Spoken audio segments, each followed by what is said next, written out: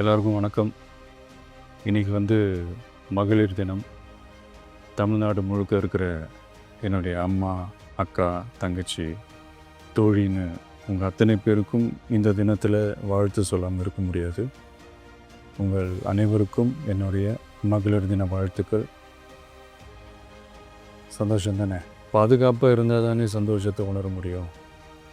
அப்படி எந்த பாதுகாப்பும் இல்லாதப்போ, இன்செக்யூரிட்டியாக இருக்கிறப்போ எந்த சந்தோஷமும் இருக்காது தானே அப்படின்னு நீங்கள் நினைக்கிறது எனக்கு புரியுது.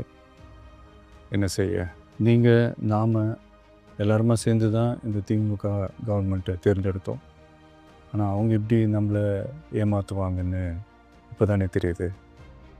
எல்லாமே இங்கே மாறக்கூடியது தானே, மாற்றத்துக்கு உரியது தானே. கவலைப்படாதீங்க.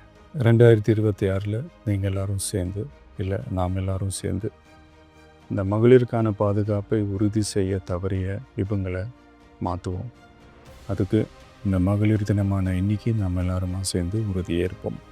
ஒன்று மட்டும் சொல்கிறேன், எல்லா சூழ்நிலையிலும் உங்களுடைய ஒரு மகனா, அண்ணனா, தம்பியா, தோழனா உங்களோட நான் நிற்பேன். நன்றி, வணக்கம்.